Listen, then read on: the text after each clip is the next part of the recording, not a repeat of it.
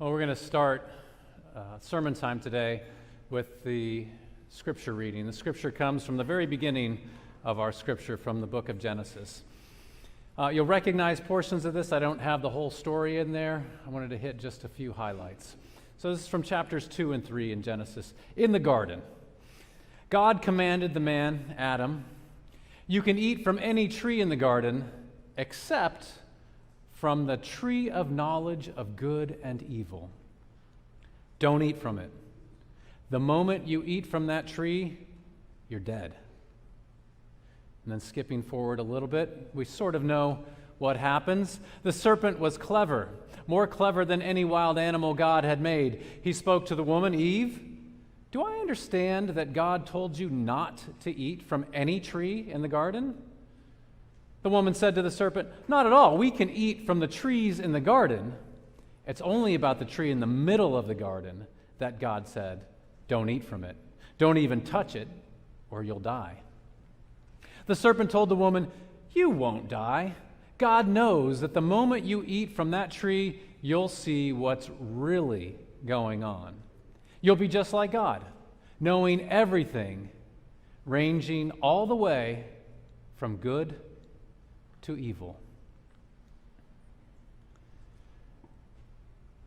So long story short, they ate the fruit, they saw one another's nakedness, and they were told by God that this great picnic that was in the Garden of Eden was over. The good times were done. And not only that, but going forward, life would be hard.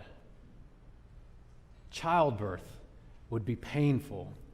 Husbands and wives wouldn't fully understand one another as well. Life would become one long day of work from cradle to grave. Thanks a lot, Adam and Eve. Because thousands of years after this was written, the biblical story was interpreted to include this concept of original sin. Original sin suggests that Adam and Eve's decision to turn away from God had basically fated or hardwired the rest of humanity to do the same, to turn away from God and to sin. So, sin. I wonder if sin and the story of Adam and Eve in the garden can account for this year's despicable anniversary. You know what I'm talking about. 400 years since the first African slave was brought to North America. Now, I'll confess that even though I have done a lot of study in this area, in the story of slavery and racism in this country, the gravity of this particular anniversary, the shameful anniversary, it hit me hard this year. And so to help wrap my head around it, I sat down and I made a timeline to try to get some visual grasp of what this has meant for this country and its people. So this is what the last 400 years have looked like. So if you look, 1619, that's when that first slave was brought to North America. And then for 246 years, that's 61% of the time, people of African descent were viewed and categorized legally as less than human. In 1865, we had the 13th Amendment. This is after the Civil War, of course. 13th Amendment abolished slavery. However, as we also know that freed slaves had very little to get going with. They had very little capital, virtually nothing, and they also still faced extreme prejudice. We see that in the Jim Crow era. After that, for 99 years, essentially, Jim Crow laws were written, and they quickly usurped basic human rights once again. They entrenched segregation, they suppressed voting, they outlawed interracial marriage, and more. And we need to do well to remember that it was during this Jim Crow era. This was the era in which things like the KKK were founded. This is the era in which Confederate monuments were erected to exhibit that white supremacy was still the rule of the day. From our timeline, we see that the Jim Crow era lasted about 99 years. It wasn't until 1864 and the passage of the Civil Rights Act in this country that our nation took the next step. It wasn't a solution, we know, for racism, but took the next step towards equality. And these numbers sank me. Because we look at this 400-year anniversary, and we look at the amount of time, 246 of them in literal and legal slavery, the next 99 as second-class citizens at best, then 55 years, only 55 years, have our African-American brothers and sisters been on the same footing, legally speaking. In other words, only 14% of this time have those of African descent had legal protections as equals. The other 86% of this time I would categorize as an ugly soul stain on our nation's history. So, I guess the upshot from Adam and Eve is that now we know good from evil. And we know that this is evil, that this is wrong, that this is sin. Bob Holteen and Jim Wallace of the Sojourners Christian Community in Washington, D.C., they go back even further and they put it this way. They say, the violence and brutality instigated by Columbus and carried on by subsequent quote-unquote explorers, pioneers, and settlers can scarcely be denied. Through a combination of military campaigns and disease-borne extermination, the so-called Indians suffered a Holocaust. The near destruction of the indigenous people led to the second great evil in founding the nations of the Western Hemisphere, the slave trade. Kidnapped Africans made into property died by the millions along with their Native American brothers and sisters, and those who survived were forced to endure one of the most cruel forms of slavery in human history. These founding events of the American nations are not just historical, these writers go on. They also have theological meaning. The systematic violence, both physical and spiritual, done first to indigenous people and then to black Africans, was the original sin of the American nations. White supremacy and racism are often called America's original sin. And I'll add that it goes beyond just black and white. It's called America's original sin because, like the theological concept of original sin from Adam and Eve, that humans are somehow hardwired to resist God, to be sinful, it's the original sin because, like that story, like that concept of original sin, it sticks with us. And we still live with its consequences today. Now, I'm going to do something. I'm going to ask you to really concentrate because I felt the need, I felt the necessity to recount just some of the ways that the story of racism is still living in our nation today. And so I'm going to throw a bunch of numbers at you. I'm going to throw a bunch of statistics at you. And I just want you to try to soak it in as best you can. Prejudice. In a 2012 poll, 51% of Americans expressed anti-black sentiments, and 52% of non-Hispanic whites expressed anti-Hispanic attitudes. Over 50%. Sadly, polls showed that these numbers were on the rise compared to just 2008. Those numbers are going up. We're over 50% and we're going higher. Hate crimes. According to a report from the FBI, hate crimes based on race were by far the biggest category.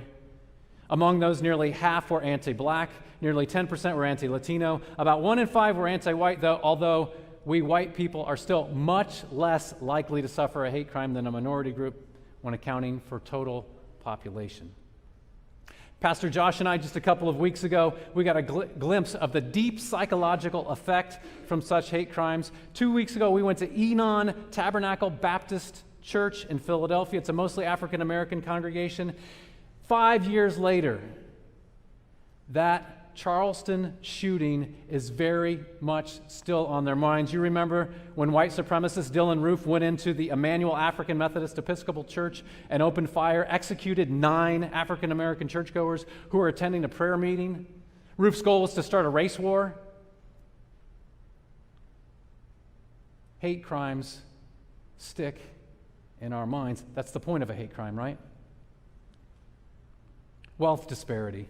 The median black family with just over $3,500 owns just 2% of the wealth of the average median white family at $147,000. The median Latino family has about $6,500.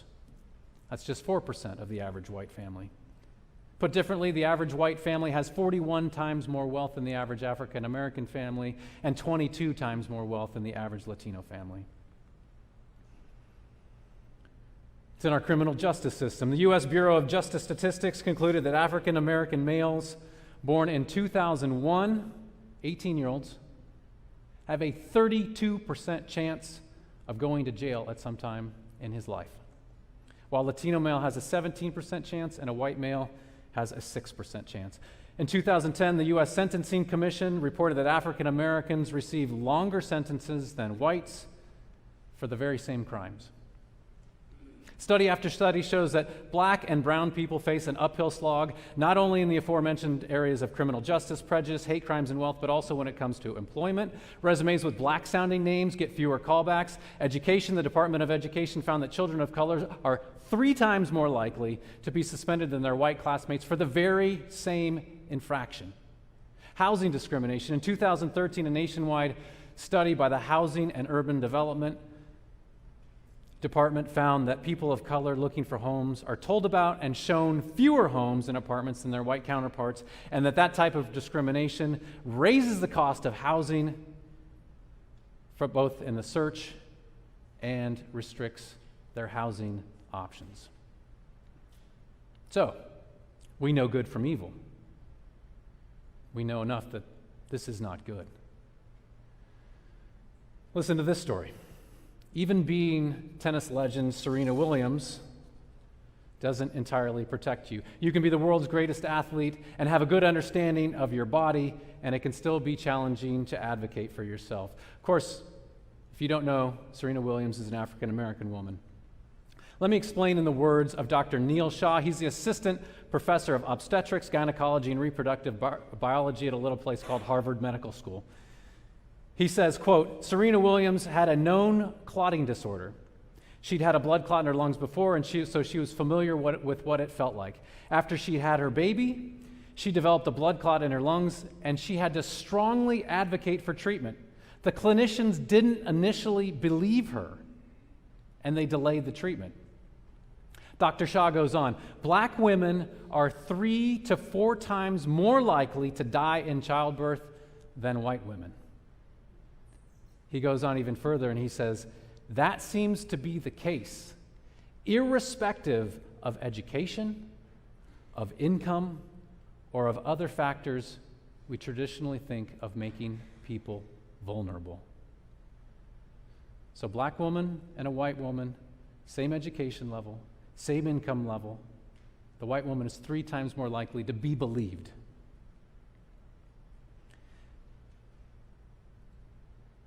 News comedian and satirist John Oliver put it this way. He said, we are literally misbelieving black women to death. Now,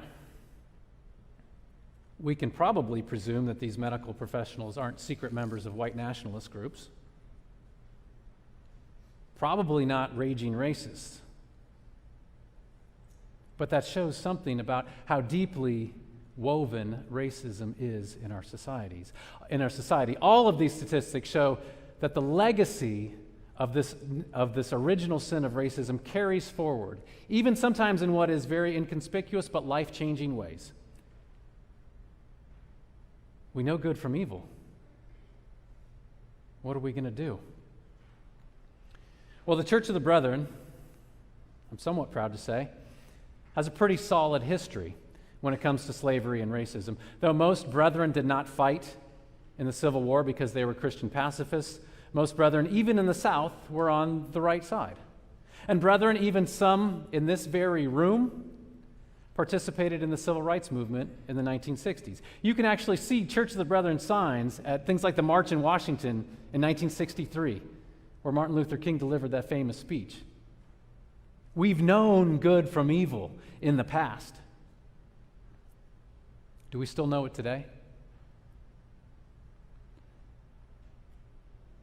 I want to share with you Eric Bishop. He's a friend of mine. He's a professor and an administrator both at Laverne College, Church of the Brethren College in California, and another neighboring college there in Southern California. He wrote an article in the Church of the Brethren magazine. It's called Messenger Magazine. And it's entitled, as you see, Choosing to be Black and Brethren. In this article, which is available in our church library, Eric wrestles with this very question of where the Church of the Brethren lies today. Now, I want you to listen very carefully. Eric says, there is a constant reminder for Black Americans and people of color that we live in a country built by us, but not for us. The very laws and proclamations that should protect us are either used against us or ignored when it comes to working for us.